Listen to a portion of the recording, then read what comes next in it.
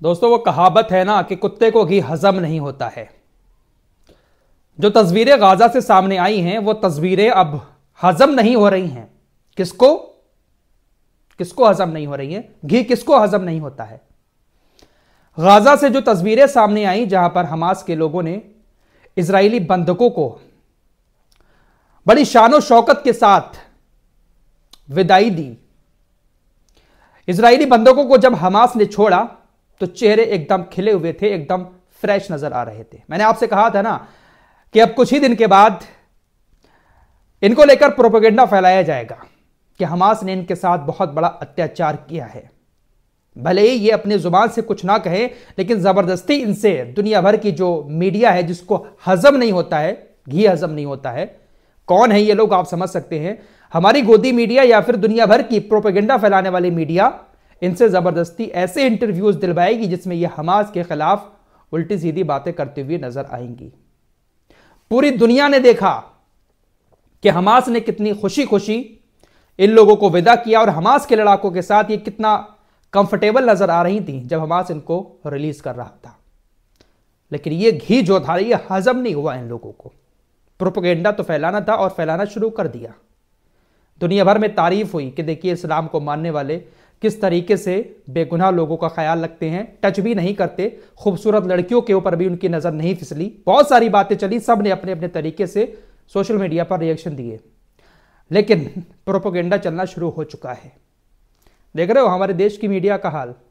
न जाने कहां से कौन सी खबर उठाकर चलाना शुरू कर दिया है कि हमास के आतंकियों ने इजराइल की महिला बंधकों के साथ ऐसा सुलूक किया है जिसको देखने के बाद, जिसको सुनने के बाद आपकी रूह कांप जाएगी, आपकी आंखों में आंसू आ जाएंगे। हमास के लोगों ने इन महिला बंधकों से अपने कपड़े धुलवाए। हमास के लड़ाकों ने इन महिला बंधकों से खाना बनवाया, अंधेरे कमरों में रखा। कई कई दिन तक इन लोगों को पानी भी नहीं दिया। यहां तक कि हमास के लोगों ने अपना टॉयलेट भी इनसे साफ करवाया। रो रो कर इजरायली महिला बंधकों ने यह आप बीती सुनाई है।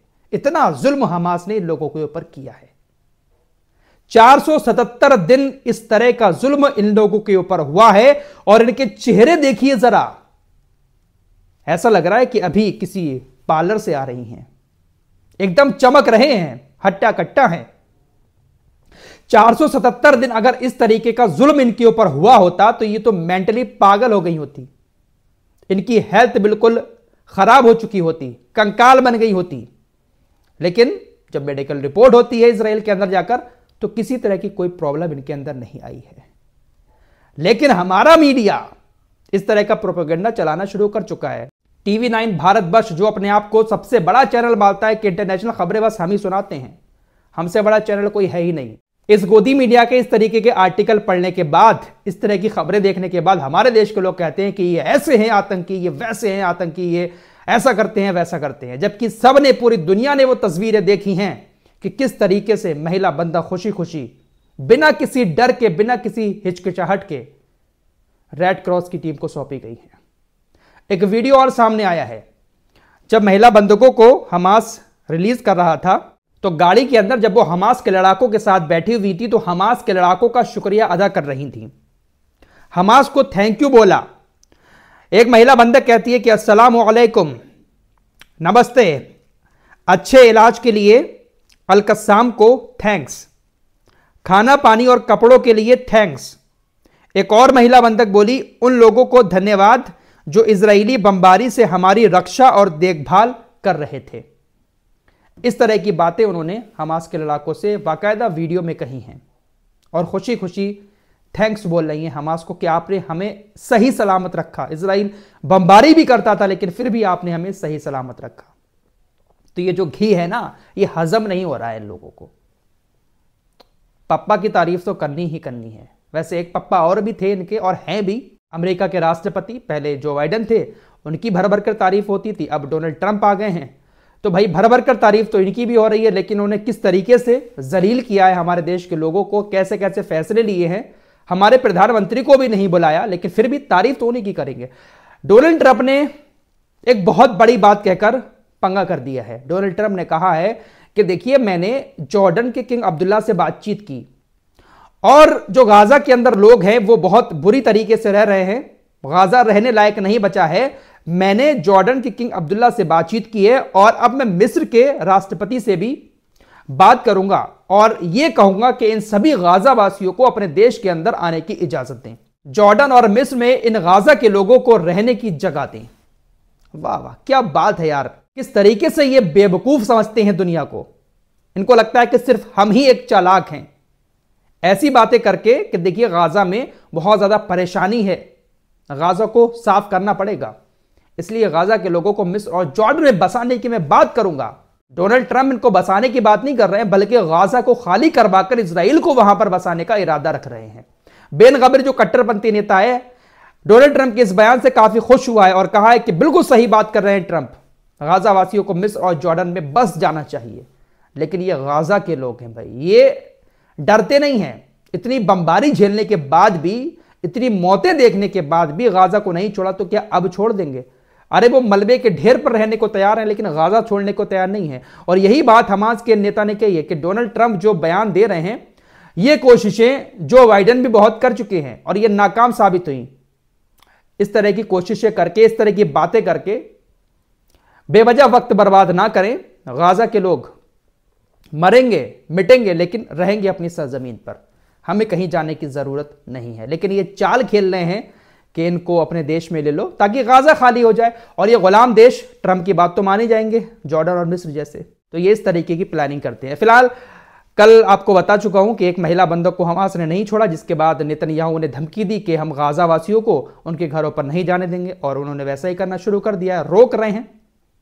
हजारों फिलिस्तीनी जो हैं गाजावासी वो अपने घरों पर आ रहे थे, लेकिन इजरायली सेना ने उनको रोक दिया तो बेचारे फिर से एक बार रोड पर टेंट बनाकर रह रहे हैं। हमास ने कहा है कि हम बिचौलिया देशों से बात कर रहे हैं, हमने इंफॉर्मेशन दे दी है, उनको बता दिया है कि ये महिला बंधक जिंदा है और अगले हफ्ते हम उसको रिलीज करेंगे, छोड़ेंगे। लेकिन नेतन्याहू उल्लंघन कर रहा है और उसकी सेना जो है वो गाजावासियों को गाजा में आने से रोक रही है। तो ये लोग मिडिल ईस्ट में कभी शांति होने नहीं देंगे। फिलहाल डोनाल्ड ट्रंप ने 2000 पाउंड बम इजराइल को देने का ऐलान कर दिया है। जो बाइडेन ने दिखावे के तौर पर अभी पिछले साल रोक लगा दी थी जो बम थे उनको देने पर। जो बाइडेन ने कहा था कि ये बम बेगुनाह लोगों के ऊपर इजराइल बरसा रहा है इसलिए हम उसको नहीं देंगे, लेकिन डोनाल्ड ट्रंप ने उसको हटा दिया और एक बार फिर से डोनाल्ड ट्रंप बम देंगे इजराइल को। तो ये सब एक जैसे, एक ही थाली के चट्टे बट्टे हैं। डोनाल्ड ट्रंप जब से राष्ट्रपति बने हैं किसी ना किसी को धमकी दिए जा रहे हैं। तालिबान को भी डोनाल्ड ट्रंप ने धमकी दी है और कहा है कि हम ओसामा बिन लादेन की तरह ही अब तालिबान के बड़े नेताओं के साथ वही करने जा रहे हैं जो उसके साथ किया था। दरअसल अमेरिका के कई सारे नागरिक जो हैं वो अभी भी, कुछ सैनिक भी तालिबान के कब्जे में हैं। जब वहां पर कब्जा किया था अफगानिस्तान के ऊपर तालिबान ने तो उस वक्त पकड़ लिया था। तो तालिबान उनको छोड़ने के लिए राजी तो है, लेकिन अमेरिका से एक शर्त रख रहा है। अमेरिका के पास कुछ ओसामा बिन लादेन के साथी, करीबी साथी गिरफ्त में हैं अमेरिका की। तो तालिबान शर्त रख रहा है कि हम 2 इधर से आपके छोड़ेंगे, आपको उधर से ओसामा बिन लादेन के 2 करीबी साथियों को छोड़ना पड़ेगा।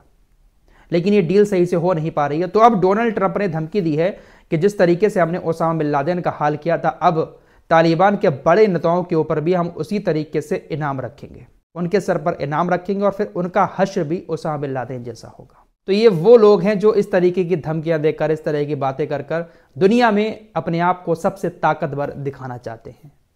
हमारे देश के लोग बहुत ताकतवर, सुपर पावर इनको मानते हैं। इसमें गलती इनकी नहीं है बल्कि गलती हमारी खुद की है। अरे हम किसी से कम थोड़ी ना है। बहुत सारी रिपोर्ट्स आती हैं कि दुनिया की सबसे बड़ी मिलिट्री ताकत किस देश के पास है, दुनिया का सबसे ताकतवर देश कौन सा है, तो सबसे पहले अमेरिका का नाम लिया जाता है। और ये जो संस्थाएं रिसर्च करती हैं ये कहीं और की थोड़ी ना होती हैं, अमेरिका की ही होती हैं। खुद वहीं की संस्थाएं वहीं की रिसर्च करके उन्हीं को सबसे बड़ा चढ़ाकर दिखा देती हैं। और हमारी देश की मीडिया उसको बड़ा चढ़ाकर दिखाता है कि सुपर पावर है, ये है, वो है, जबकि वो हमारे देश को लगातार जलील करते रहते हैं। इस खोदी मीडिया ने बेड़ा गर्क करके रख दिया है देश का। फिलहाल इस रिपोर्ट में इतना ही। कुछ और खबरों के साथ फिर हाजिर होऊंगा, तब तक के लिए अपना ख्याल रखिएगा। अल्लाह हाफिज।